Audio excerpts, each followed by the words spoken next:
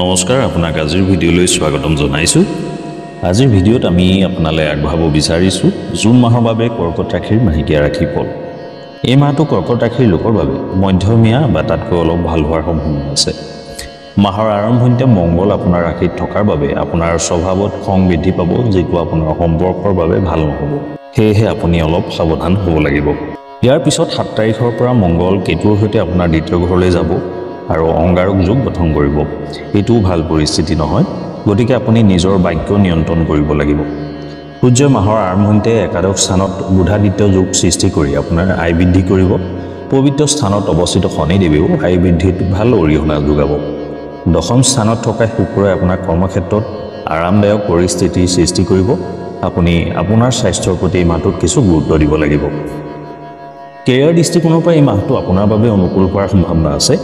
গোটেই মাহটো 29 তাৰিখলৈকে শুক্ৰ আপোনাৰ দশম স্থানত আৰু মংগল মাহৰ আৰম্ভণিতে আপোনাৰ ৰাশিত থাকিব আৰু 7 তাৰিখৰ পৰা কেতুৰ সৈতে দ্বিতীয় স্থানত বহিব। ইয়াৰ বাহিৰেও দ্বাদশ স্থানত গোটেই মাহটো বৃহস্পতি উপস্থিত থাকিব, ফলত আপুনি কৰ্মক্ষেত্ৰত আৰামদায়ক পৰিস্থিতি পাব। কিন্তু খঙত কথা পতা উচিত নহ'ব, নহ'লে পিছত পৰিস্থিতি বেয়াও হ'ব পাৰে। সামগ্ৰিকভাৱে এই মাহটো চাকৰিটোত আপোনাৰ স্থিতি শক্তিশালী কৰিব। এই মাহটোত ব্যৱসায় কৰা লোকসকলৰ বাবেও অনুকূল হোৱাৰ সম্ভাৱনা আছে। মাহৰ প্ৰথম সপ্তাহৰ বাহিৰে বাকী সময়খিনি ভাল হ'ব বুলি আশা কৰা হৈছে। আপুনি ব্যৱসায় সম্পৰ্কীয় ভ্ৰমণো কৰিব, যিয়ে আপোনাৰ বাবে উপকাৰী বুলি প্ৰমাণিত হ'ব আৰু আপোনাৰ ব্যৱসায়ৰ স্থিতি শক্তিশালী কৰিব। যদি আমি আপোনাৰ আৰ্থিক অৱস্থালৈ চাওঁ, তেন্তে এই মাহটো আপোনাৰ বাবে উত্থান পতনেৰে ভৰা হ'ব। অষ্টম স্থানত ৰাহু, দ্বিতীয় স্থানত কেতু আৰু দ্বাদশ স্থানত বৃহস্পতিৰ উপস্থিতিৰ বাবে গোটেই মাহটো আপোনাৰ খৰচত ধাৰাবাহিকতা থাকিব। আপোনাৰ অহৰহ খৰচ থাকিব, যিয়ে আপোনাক আমনি কৰিব।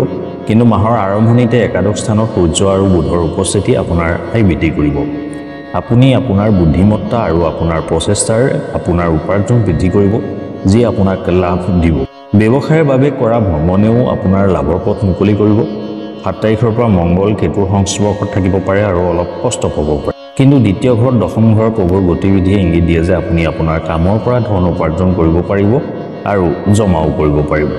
দ্বিতীয় স্থানত মংগলৰ উপস্থিতিয়ে বুদ্ধিমানৰূপে ধন আহৰণৰ ইংগিত দিয়ে। শুক্ৰও 29 তাৰিখে আপোনাৰ একাদশ ঘৰলৈ স্থানান্তৰিত হৈ আপোনাৰ উপাৰ্জন শক্তিশালী কৰাৰ চেষ্টা কৰিব। এই মাহত আপুনি নিজৰ বুদ্ধিমত্তা ব্যৱহাৰ কৰি ভাল টকা উপাৰ্জন কৰিব পাৰিব। প্ৰেমৰ ক্ষেত্ৰত মাহৰ আৰম্ভণিতে সূৰ্য আৰু বুধে পঞ্চম স্থানক দিশ দিব আৰু মংগল আপোনাৰ প্ৰথম ঘৰত থাকিব। এনে পৰিস্থিতিত প্ৰেমৰ সম্পৰ্কৰ বাবে ভাল হ'ব পাৰে আৰু আপুনি ইজনে সিজনক বহুত ভালদৰে বুজিব পাৰিব। ইয়াৰ দ্বাৰা আপোনাৰ সম্পৰ্কত এক নতুন শক্তি আহিব আৰু আপুনি আপোনাৰ সম্পৰ্কৰ প্ৰতি সম্পূৰ্ণ মনোযোগ দিব। 7 তাৰিখৰ পৰা মংগল দ্বিতীয় ঘৰলৈ যাব আৰু তাৰ পৰা পঞ্চম স্থানলৈ চাব আৰু এনে স্থলত পৰিস্থিতি কিছু দুৰ্বল হ'ব, কাৰণ ইয়াত মংগল কেতুৰ দ্বাৰা আক্ৰান্ত হ'ব। আপোনাৰ ভিতৰত খং বৃদ্ধি হ'ব পাৰে।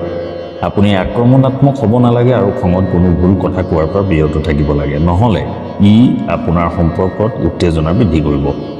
বিবাহিত লোকৰ বাবে মাহৰ আৰম্ভণি দুৰ্বল হ'ব, কাৰণ সপ্তম স্থানত মংগলৰ সম্পূৰ্ণ দিশৰ বাবে আপোনাৰ সম্পৰ্কত সংঘাতৰ সম্ভাৱনা থাকিব। ইয়াৰ পিছত মংগল দ্বিতীয় ঘৰলৈ স্থানান্তৰিত হ'ব আৰু আপোনাৰ সংগী স্বাস্থ্যজনিত সমস্যাৰ সন্মুখীন হ'ব পাৰে। এনে পৰিস্থিতিত কাজিয়াৰ পৰা আঁতৰি থাকিবলৈ চেষ্টা কৰক।